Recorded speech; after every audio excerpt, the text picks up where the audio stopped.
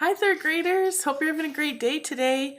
I've been thinking about you, but that's usual these last few days, huh? Well, I came on so that we could do our next two chapters of Edward Tulane. And I'm excited but also sad because we're getting towards the end of the book. We'll have two chapters today, and then we'll take a break for the weekend, and then we'll come back on Monday and I'll read the final two to you. Oh my goodness. But just to recap on yesterday's reading, we ended it with Bryce end up taking Edward to the toy mender, to the doll shop, and he was all fixed, and Lucius Clark is the owner of the doll shop, and he had put Edward up on the doll shelf, and he put him in a brand new red suit, and he fixed his ears with more of the rabbit fur and his tail, and made him back to what he believed he always had been in the very beginning, which I feel like Lucius Clark did a great job, because we know that Edward always liked those things and looking proper and whatnot. So let's get started on chapter 24. And this is that picture of Bryce walking into the doll shop. So let's see what happens. And so Edward Tulane was mended, put together again, cleaned and polished, dressed for an elegant suit, and placed on a high shelf for display. From this shelf, Edward could see the whole shop, Lucia Clark's workbench, and the windows to the outside world, and the door that customers use to enter and leave. From this shelf, Edward saw Bryce open the door one day and was standing in the threshold. The silver harmonica was in his left hand, flashing brilliantly in the sunlight that was flooding in through the windows. "Young sir," said Lucius, "I am afraid we have made a deal." "Can't I see him?" asked Bryce. He wiped his hand across his nose, and the gesture filled Edward with a terrible feeling of love and loss. "I just want to look at him." Lucia Clark sighed. "You may look," he said. "You may look, and then you must go and not come back. I cannot have you in my shop every day mooning over what you have lost." "Yes, sir," said Bryce. Lucia sighed again, and he got up from his workbench and went to the shelf where Edward was placed. He held him so that Bryce could see him. "Hey, Jangles," said Bryce. "You look good." "Last time I seen you, you looked terrible. Your head was busted and—" "He is put together again," said Lucius, "as promised as he would be." Bryce nodded. He wiped his hand across his nose once more. Here's a picture of Bryce looking at Jangles.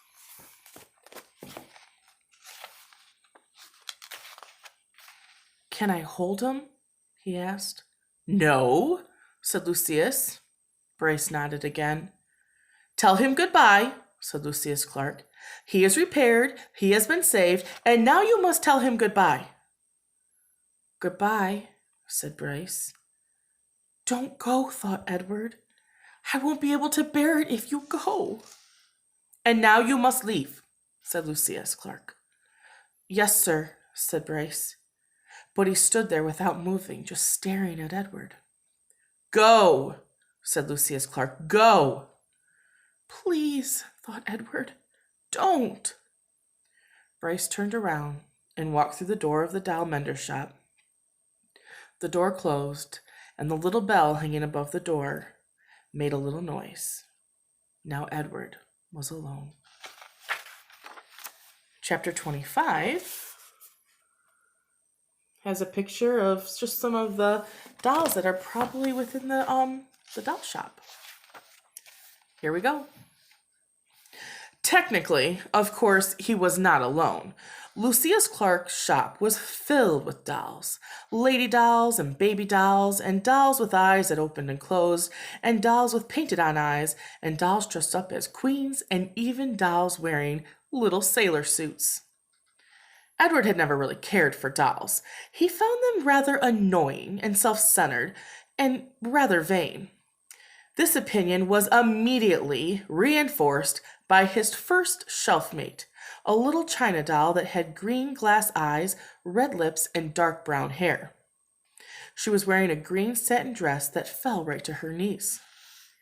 "What are you?" she said in a high-pitched voice, when Edward was placed on the shelf next to her. "I'm a rabbit," said Edward. The doll let out a small squeak. "You're in the wrong place," she said. "This is a shop for dolls, not rabbits." Edward said nothing. "Shoo," said the doll. "I would love to shoo," said Edward, "but it is obvious that I cannot." After a long silence, the doll said, "I hope you don't think that anyone is going to buy you." Again, Edward said nothing. "The people who come in here want dolls, not rabbits. They want baby dolls or elegant dolls such as myself, dolls with pretty dresses and dolls with eyes that open and close." "I have no interest in being purchased," said Edward. The doll gasped.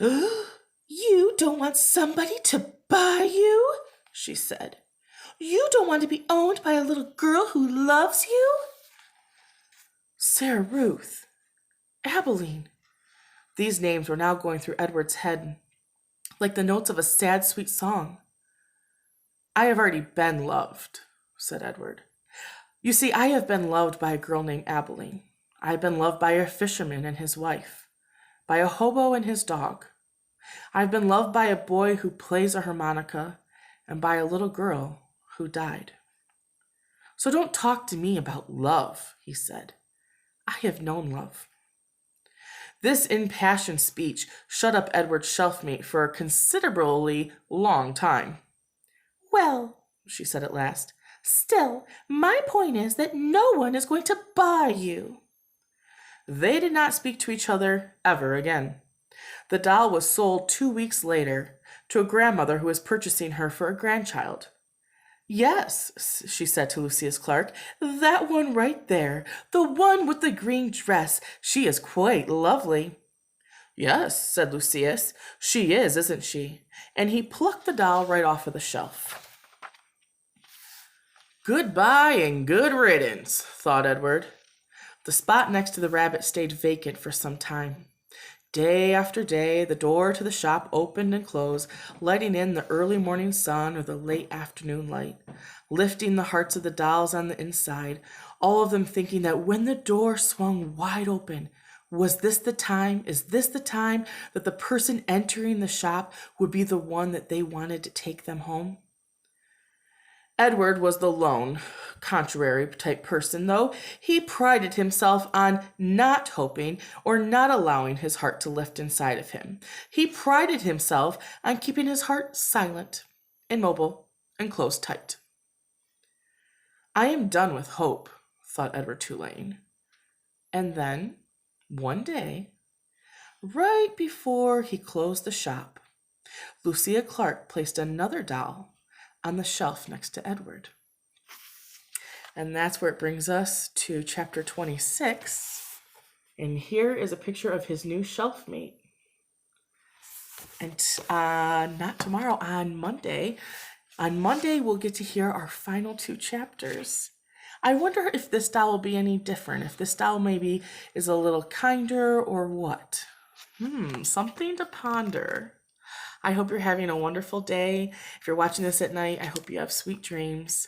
And because I won't be talking to you now over the weekend, I hope you have a wonderful weekend. I know we have some cold weather coming in, so try and stay warm. And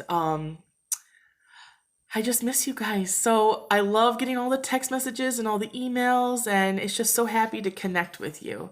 So I will see you again on Monday to finish our book.